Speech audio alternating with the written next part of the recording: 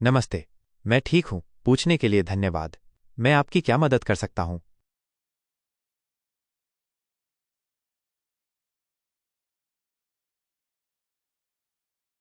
हाँ, बिल्कुल।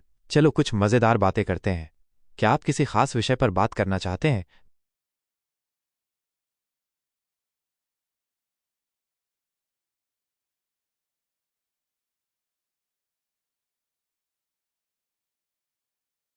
ये बहुत ही मज़ेदार सवाल है। ज़ोमैटो का नाम दरअसल एक तरह का मजाकिया खेल है। जब कंपनी शुरू हुई थी तो उसका नाम फूडी बे था। बाद में संस्थापकों ने नाम बदलने का फैसला किया क्योंकि वे सिर्फ खाने तक सीमित नहीं रहना चाहते थे और वे ईबे के साथ किसी भी तरह के भ्रम से बचना चाहते थे। ज़ोमैटो के सीईओ दीपिंदर गोयल ने एक शो में बताया था कि वे अपनी कंपनी का नाम टोमेटो.com का लिंक रखना चाहते थे क्योंकि ये खाने से जुड़ा हुआ था। लेकिन उन्हें वो डोमेन नेम वेबसाइट का पता नहीं मिल पाया, इसलिए उन्होंने टोमेटो में एक अक्षर बदलकर ज़ोमैटो कर दिया। इस तरह ज़ोमैटो नाम एक मज़ेदार और यादगार ब्रांड नाम बन गया जिसका कोई खास मतलब नहीं है, लेकिन ये टमाटर से मिलता जुलता है। ये एक शानदार उदाहरण है कि कैसे कई बार सबसे अच्छे ब्रांड नाम रचनात्मकता और व्यावहारिकता का मिश्रण होते हैं। क्या आप ऐसी ही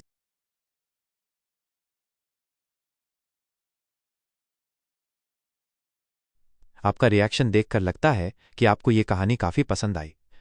अगर आप चाहें तो हम किसी और विषय पर भी बात कर सकते हैं। क्या आप जानना चाहेंगे कि 1. नेटफ्लिक्स का नाम नेटफ्लिक्स क्यों है? 2. गूगल का नाम गूगल क्यों है? या फिर अगर आपके मन में कोई और सवाल है तो पूछिए।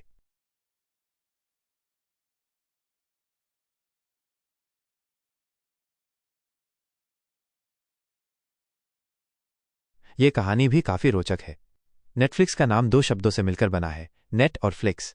नेट ये इंटरनेट को दर्शाता है क्योंकि उनका लक्ष्य हमेशा से कंटेंट को ऑनलाइन माध्यम से लोगों तक पहुंचाना था। फ्लिक्स ये शब्द फ्लिक्स से लिया गया है जो बोलचाल की भाषा में फिल्में, मूवीज या टीवी शो के लिए इस्तेमाल होता है। तो इन दोनों शब्दों को मिलाकर बना नेटफ्लिक्स, जिसका सीधा मतलब है इंटरनेट पर फिल्में। जब ये कंपनी शुरू हुई थी तब वे डीवीडी किराए पर देने का काम करते थे, लेकिन उनके मन में पहले से ही इंटरनेट के जरिए स्ट्रीमिंग का विचार था। इसलिए उन्होंने ऐसा नाम चुना जो उनके भविष्य की सोच को दर्शाता था। क्या आप ऐसी ही किसी और मशहूर कंपनी के नाम के पीछे की कहानी जानना?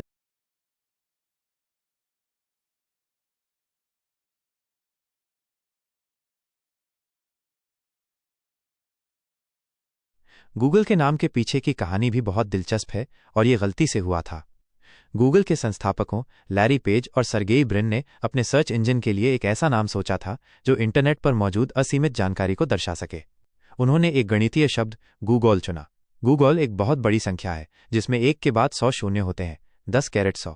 इस नाम को चुनने का मकसद ये दिखाना था कि उनका सर्च इंजन दुनिया भर की जानकारी को व्यवस्थित करने और उसे लोगों तक पहुंचाने की क्षमता रखता है।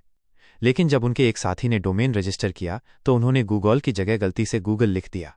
लेरी और सरगेई को ये नया नाम भी पसंद आया क्योंकि ये बोलने में आसान था और उन्होंने इसी नाम को बनाए रखने का फैसला किया। इस तरह एक गणितीय शब्द और एक छोटी सी टाइपिंग की गलती की वजह से दुनिया की सबसे बड़ी कंपनियों में से एक को उसका नाम मिला। अगर आप चाहें तो हम कुछ और मजेदार विषयों पर बात कर सकते हैं।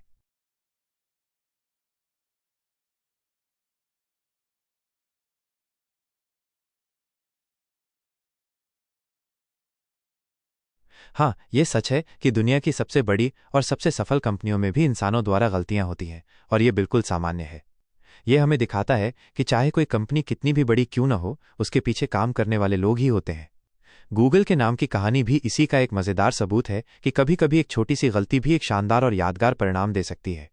ये एक अच्छा सबक भी है कि गलतियों से डरना नहीं चाहिए, बल्कि उनसे सीखकर आगे बढ़ना चाहिए।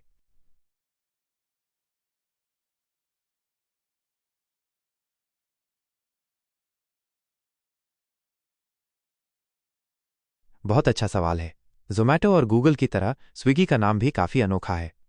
स्विगी का नाम सीधे तौर पर किसी खास शब्द से नहीं लिया गया है, लेकिन इसकी एक बहुत दिलचस्प कहानी है। शुरुआत में कंपनी का नाम बंडल टेक्नोलॉजीज था। इसके संस्थापकों का मानना था कि स्विगी नाम छोटा, आकर्षक और याद रखने में आसान है। ये बोलने में भी मजेदार लगता है।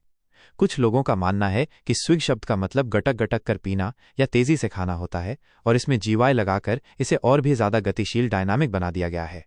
इससे ये एक ऐसी सेवा को दर्शाता है जो खाने को आपके पास जल्दी से पहुंचाती है। तो जोमेटो और गूगल की तरह स्विगी का नाम भी एक रचनात्मक विचार और मार्केटिंग रणनीति का नतीजा है, ताकि वो अपने ग्राहकों के दिमाग में आसानी से बैठ सके।